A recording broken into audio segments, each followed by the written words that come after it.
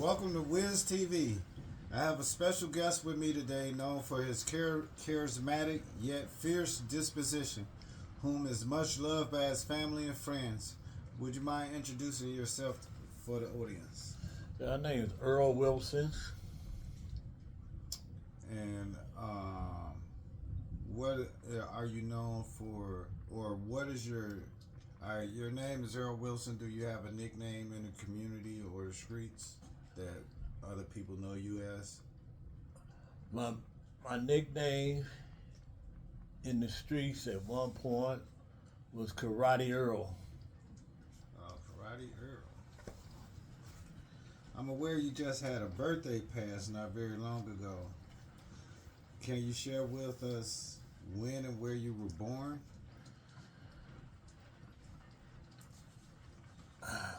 I was born down south, Baxley, Georgia, 1953, to Geraldine Wilson and Rocky V. Finch, my father. And did you all have a big family? At the beginning, the family was small, but as time passed on, the family grew large. And where did you rank amongst your family members? Were you a firstborn, secondborn? Okay, I would be Italy, no, Gracie, Frank, Italy. I was the fourth born. Oh, you were the fourth now. So, were you raised with both your moms in the home, or was your mom and dad with each other for a short period of time? And if so, how long were they together before they split? My mom and daddy was together, I would say, for a short period of time when I was born, but eventually she chased him away. She chased them away? Yeah. You mind going into details with that, or? Well, down south, back in the days, in the 50s and stuff like that, it was hard. It was very hard for black men, black women's too, coming up from the south. And give you a short scenario of what happened. One day, my father come home from a hard day, hard night work, and he was upset about something. My mom was up cooking breakfast that morning, and when he came in raising sand, cursing and whatnot. And he went in the kitchen and he was arguing with her, and he slapped her. Wow, he put his hands on your mother? He slapped her from what I remember. So when he slapped my mom immediately stopped what she was doing, and she went to the other part of the house, which at that time you call a shotgun house, where you can see from the front through straight through the back. Living room, the kitchen, and the dining room, bedroom was all there. From the front door? Yeah, from the front door, but you could see straight to the back door. So he came back with this big old shotgun, and when my father seen this, he asked her what the hell she thinks she was doing, and she pulled the trigger. Oh, wow. And she shot the kitchen wall. And as she shot that kitchen wall, he was on his way out the back door. And he was gone for a minute. I'd say about a week or two. And he came back, but the relationship didn't stay together. So he wasn't really in my life. My mom raised us, my brothers. So what kind of effect did this have on your life, if any? Did you and your mom grow closer? Did this force you to become more of an independent person in the community where you had to fend for yourself? Like what kind of effects your father leaving the home Well, my father left the effect that my mama was a very strong woman, and she wasn't taking no BS from no one. And that the effect what she did to him with that shotgun left an everlasting effect on me. And I never forgot that shotgun. That moment. And as I grew up, uh, she, she brought us from the south to the north, which would be to Chicago. But I didn't know at the time the effect that that shotgun had on my life. All right.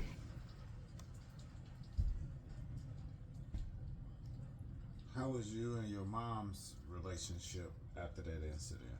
We always had. My mom always had a good relationship with her kids, so it didn't have a bad effect on us.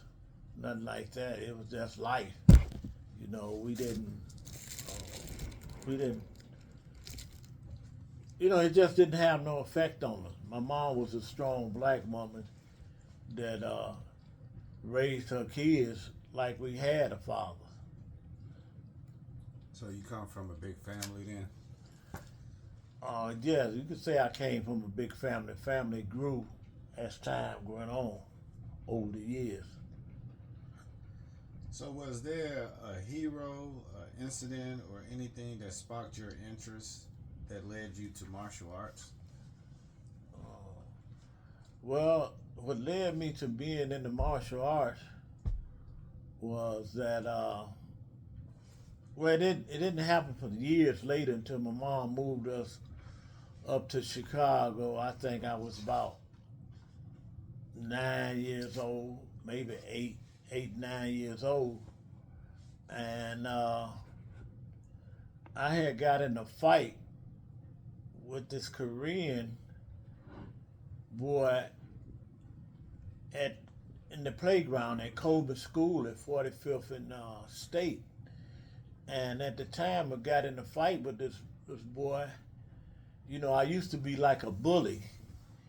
And I was picking with this boy, and I was picking with him, and so we had started fighting, and the boy was kicking and I thought was scratching or whatever, but he kept me off of him. Yeah. And I said, look at him, he fighting like a sissy. And everybody was laughing, talking about, yeah. But the boy, I didn't whoop the boy. He didn't whoop me, but he kept me from whooping him. And then about that time, the TV show Green Hornet came out. Okay. And when I saw that, I said, oh, that's what that boy was doing to me. He was pulling karate on me, and I didn't know nothing about karate, but I know I was excited about it, and I wanted to learn. So was it a particular actor in the Green Hornet that was representing something that this Korean boy was doing? Bruce Lee. Not many people know who Bruce Lee is nowadays. So Bruce that's Lee. why I had to ask. Bruce Lee was a very, very talented karate enthusiasm. He studied karate. He had developed, at that time, he hadn't developed his own style. I can't remember exactly the name of it, but anyway, Bruce Lee was the number one fan of movie star in karate. And I took to that, and I wanted to be just like Bruce Lee. I wanted to learn that stuff that he was learning. And at the time, my aunt Rose, enrolled my brothers, two of my brothers. It was three of us. It was Ralph, Ed Lee, and myself in the Wabash YMCA. Learn how to swim and stuff like that. And I saw they had a karate class. Then I wanted to get in the karate class, and I got in the karate class. and that's why I started learning karate. Uh, and I didn't know the belt. I just had a belt on. I just tied it around. I didn't know it was a special way you tie the belt. The belt looked like it was too long, but I didn't know the belt go around twice. But anyway, so I started learning karate at the Wabash YMCA. My first ever instructor was what was his name?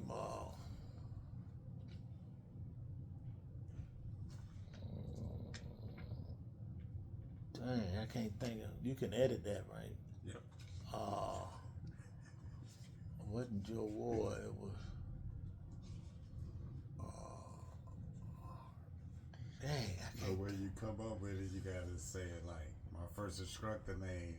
That Yeah. way, when I edit it, Yeah, it'll be like the sentence still going. my instructor, first instructor. Now I got J Cole. J. Cole was my second instructor. Okay. I can't. I have to do some research to get that. My first instructor was Brockman. His name was Brockman. He was teaching at the Wabash YMCA, and I joined that, and that was the beginning of my history in the martial art. And at the time of me joining the karate class at the Wabash YMCA, I was learning a lot of different things, and Brockman, Sensei Brockman had a girl in the class, and I thought I could whoop her, but the girl ended up whooping me. I didn't think a girl could whoop me, but the girl was kicking me around. I think she was a purple belt, and I was just a white belt. And the girl started whooping on me and stuff. So, but so that's what I can remember of my karate lessons in the Wabash YMCA, which I started advancing in the style. And the girl, but she became a black belt while I was just moving up in rank. She was older than me. I don't know why I thought I could whoop that girl. So was that an experience that inspired you to become more serious with the art? It Made you want to learn it even more because you was fascinated on how this girl was able to keep you at bay. Yeah, I was fascinated. She ain't just keep me at bay. She whooped my butt. She had me locked up. You know, when I say locked up, I mean she was whooping me, Oh wow. and I couldn't do nothing with her. And so I was fascinated with that a woman was able to do that. You know. So, in your journey of going through martial arts, were you one that always had high esteem, or were you one that had self confidence issues? Because generally, people that join martial arts is because they were being bullied or taken advantage of, and they usually get into martial arts to help build those things. Was this something that played a part in your journey? Well, I never was bully. I was the bully, Okay. and I thought that'd be making me more tougher by learning karate because not too many black folks back then was into karate, and I was excited about it, and I still was a bully until I started. As time went on, I learned the discipline of not being a bully in the martial art. It wasn't about bullying people; it was about discipline. And Sensei Brockman taught me that he said, Earl, you can't go around just jumping on people's and kicking people's stuff like that. That ain't what it's all about. It's about discipline. And I started learning discipline from being in the martial art. And as time went on, I started getting better and better at my discipline and not being a bully, jumping on people just because I can whoop them or whatever, you know.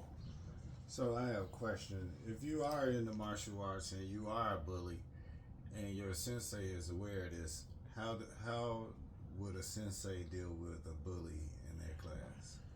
Well, If they sensei, became aware. if he became aware that you was a bully, it's two things gonna happen. You're gonna get disciplined when you come to class. You're gonna have to do more exercise, kicks, punches, push-ups, jumping jacks, things like that. And he gonna put you out in the middle of the floor with somebody that you can't bully. You know, so that was his way of dealing with guys that had a discipline problem. And back then, instructors, teachers can put hands on you. Oh, okay. But like nowadays, as time went on, see, the laws changed to where teachers, instructors couldn't put hands on you like that back then. But an instructor, he had a way of dealing with us.